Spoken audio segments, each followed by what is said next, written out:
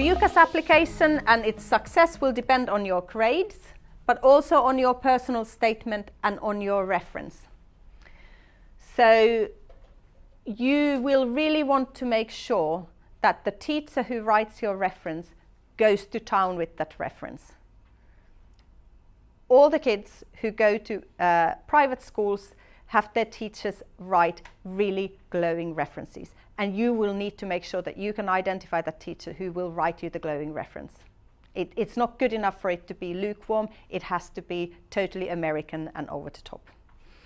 In a nice way, sorry Shona. When you are preparing your UCAS application, make sure you talk to the teacher, make sure you even possibly get the teacher to be in touch with your mentor if possible, and the mentor can tell you what are the really, really important things to prep for it. So you need a good reference. You obviously need to do your best with the grades. And here, what I would advise to you is that if you don't have a really specific course in mind, like medicine, where there is very little room to maneuver in terms of what you can choose for your A-levels, choose A-levels that are your passion, because whatever you feel passionate about and interested in, you will do well in, because you don't mind doing the extra reading. But if you basically do something because someone thought that you should do it and you're actually not that excited by it, you may risk not doing as well as you could on your A-levels. So my advice would be to do the kind of A-levels that keep your options open as much as possible, unless you have a very, very direct focus, and often that involves taking at least one science subject, but really basically just doing a really, really good job and being motivated to do that. And then the personal statement, that is absolutely, absolutely critical, and you really, really need to prepare well for that. So UCAS provides excellent information about constructing the personal statement. So I put links here. We will put those online. You have them available there. You can also use Google yourself. But there are lots of sources where they give you information on how you do your personal statement well. And there are also other sources. So which is a kind of consumer website, has provided advice. So how do you do a killer opening for your statement? What are the things you should put in there? How do you make it stand out? And then there are other websites that give you top tips in writing applications. And there are a number of things you need to be mindful of when you do the applications and you prepare the personal statements. First of all, your statement should not be a rushed job. Do not write it the night before you're meant to be handing in your UCAS application. Preparation is absolutely the key. And Emma was talking about it yesterday, make sure you approach the right people well in advance, go through a number of iterations, do your homework in terms of the different course options that you're going to put down, and then make sure that your personal statement is really tailored in a way that appeals to those universities. So for instance, if your top 3 choices are all choices that offer practical placement, you could say that I'm really interested in this area, and to the extent that is possible, it would be really wonderful to gain some practical experience during the course, for instance. Make a list of things that you want to include in your personal statement, and you might want to mull over this number of days, discuss it with your mentors. There may be things that don't come to mind straight away but are actually important to have there. And don't mention any single university by name, because the UCAS application goes to all the universities you're applying to. So they, if I got an application to read here and it was talking about how passionate you felt about studying at King's College London, I wouldn't offer you a place. Why would I? You don't want to study here. So instead, talk about being really interested in studying psychology and studying on a course that is very rigorous scientifically. Then I might think, yes, that's us at UCL. This is a student we will want to have here. In the statement, you need to convey why you are interested in the course, your enthusiasm, but in a way that comes across rationally. So there's a sort of an interesting balance you need to strike between really appearing keen and not appearing insane. So people who are selecting you for the course will want to know that you will have what it takes to stand this long and rigorous course and all the study and the presses. So you don't want to come across unhinged, basically, because anyone who comes across that way is not a good bet for lasting the duration of the course. So you want to convey enthusiasm, but in a very mature way. And then you need to get across how your studies, your experience, your reading or prior training have prepared you for the degree course. And again, in all of these things, your mentor can be really helpful in getting the tone and the content right. Now, how you would structure your statement is you start with an opening sentence that encourages the reader to continue. So something that is enthusiastic, that conveys your passion for the particular topic. You then spend most of your time in the personal statement telling about your studies and your experience that are relevant for the course. So how have your A-level studies, for instance, both reinforced your interest and prepared you for that particular degree course? And then you conclude by reinforcing your commitment, your enthusiasm and your skills that make you ideally suited for that particular degree. So, and then extremely important, check your spelling, grammar and your punctuation. So here is a good demonstration of why correct punctuation is important. And I can't stress this enough. And there's two reasons why this is extremely, extremely important. The first one is that you do not come across very smart if you don't get your grammar, spelling and punctuation correctly. I have an utter pet hate about people abusing apostrophes.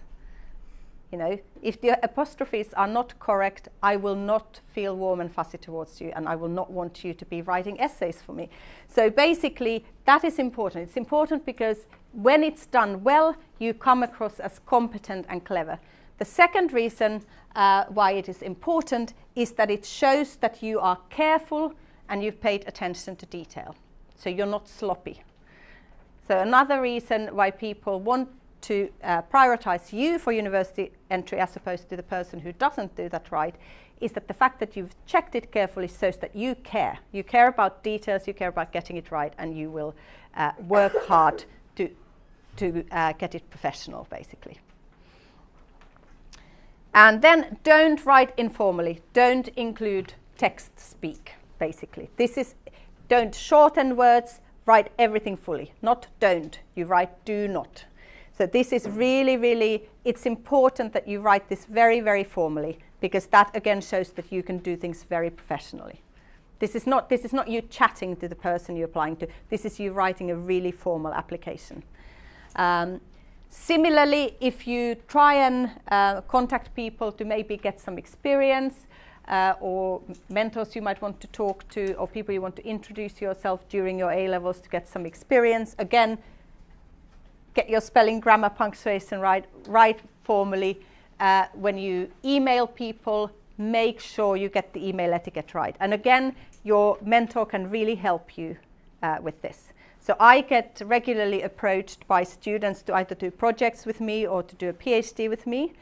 And when they start their email saying, "Hey Essi," I'm thinking, well, I don't know you. Like, I wouldn't write to a colleague saying, "Hey Joe." I would write, "Hello," or "Dear Dr. such and such."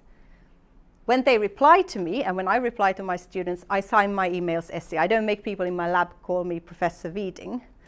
But it shows that you're aware of social etiquette if you approach people formally first. So I'm very tempted when I get these "Hey Essi" emails, I'm very tempted to write "Yo" back to them, because I'm thinking, we don't know each other. We don't go and hang out on our spare time. We are not on a first name basis.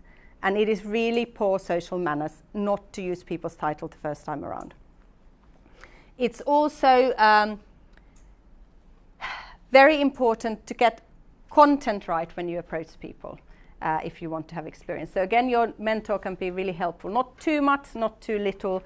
Be polite, be to the point, don't be too familiar with people. Get their titles right as well. So that's what's also interesting to me is that a lot of my students who approach me for projects, for instance, they write, "Dear Miss Viding." And I'm thinking, who do you think is teaching you at the university? I've got a PhD. It's either doctor or professor, thank you very much. So, and particularly as a feminist, it irks me because I'm thinking, would they write to the male professor and say, "Hey, Mr. such and such"? I don't think so.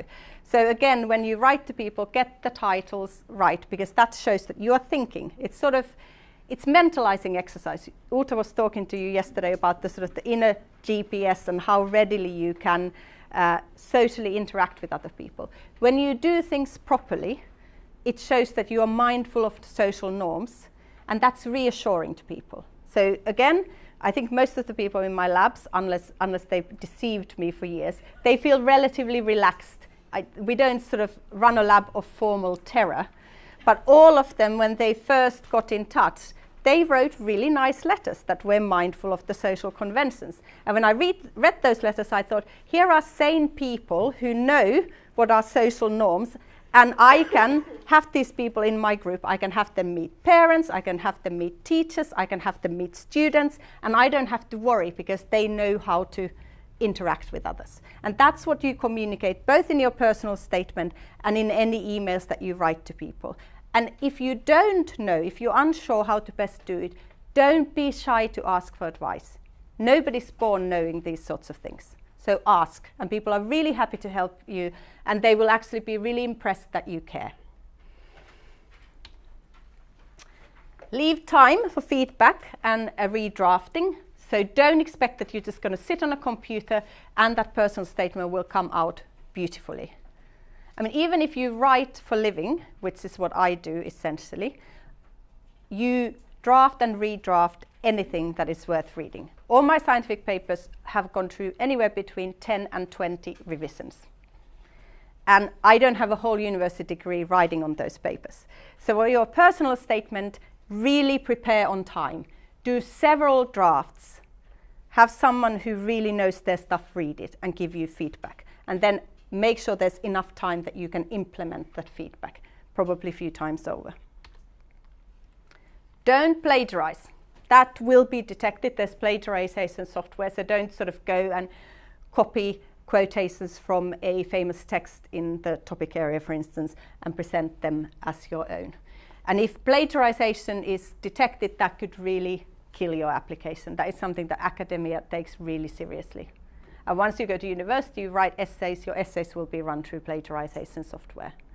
So I had a student a few years back whose essay was essentially a really close colleague's press release, word for word. And I'm thinking, how do you think I don't know this? You know, this is not you writing, this is my close colleague writing about their paper that I know very well. So do not plagiarize, use your own words. It may be worth looking at example personal statements, not because you'd necessarily write something in exactly the same way, but they might give you a bit of an idea about structure.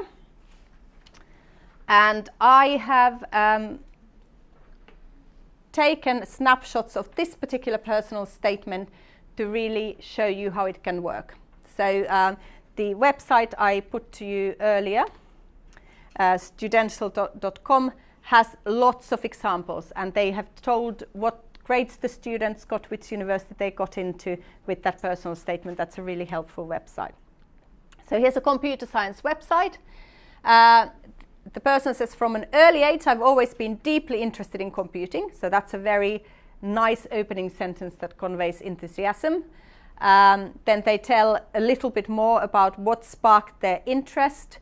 They say, I can always remember the feeling of wanting to know just how computers worked, why they worked, and what else they could do. So this is somebody who really clearly articulates that they are enthusiastic, and they give a reason for why they're motivated to pursue that particular degree.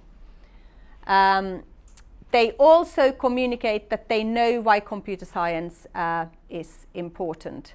So they say, for instance, from communicating with an artificial intelligence to seeing the wonders of the internet for the first time, computers have left me fascinated with just how much power yet mystery they hold. So they're able to communicate that they know why this is a really fascinating and important topic of study. Then they get into the meat of the personal statement. So this is where they show why they are really well suited to study that topic. Enthusiasm is not enough. someone may be very enthusiastic to know about my field of study, but they may not have the professional aptitude that is required to do that. So here is the person demonstrating why they can hack that course, essentially. So they lead by telling the reader how studies have helped prepare for this course, and they also convey that they've done extra reading around the subject. And this shows the university admissions tutor that the student is really serious in their commitment and interest. They haven't just done subjects that prepare them for that course, but they've also done a little bit of extra. So they say they chose A-levels that helped them develop themselves and their understanding of the subjects. They know that physics, for instance, has helped them to understand how certain parts of the computer function, while computing has given them greater insight into the business aspects of the computer industry. And then chemistry and physics have both helped to improve analytical and evaluative skills. So this is showing that these two subjects have not only prepared them specifically for computing, but for university life more generally. They have developed the kinds of skills that are really required to do a higher degree. And then they talk about extra books which are not part of the course reading for the A-levels, which have also given them insight and furthered their interest in computing. So they really relate how the A-levels have prepared them for the course, and then it's essentially, look at me, I've also gone the extra mile and I've read all these cool texts and they've enthused me. So again, if I was a university admissions tutor, I would say, oh, that's great.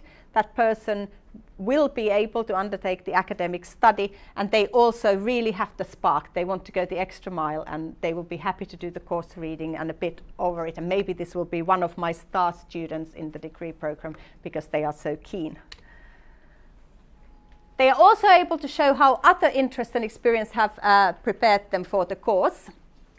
So they basically talk about how they've gained experience in setting up their own computer-related business, and how that's given them new perspective, what they've done that can transfer to the degree course. So they sort of essentially say that doing these other activities have helped them learn many things.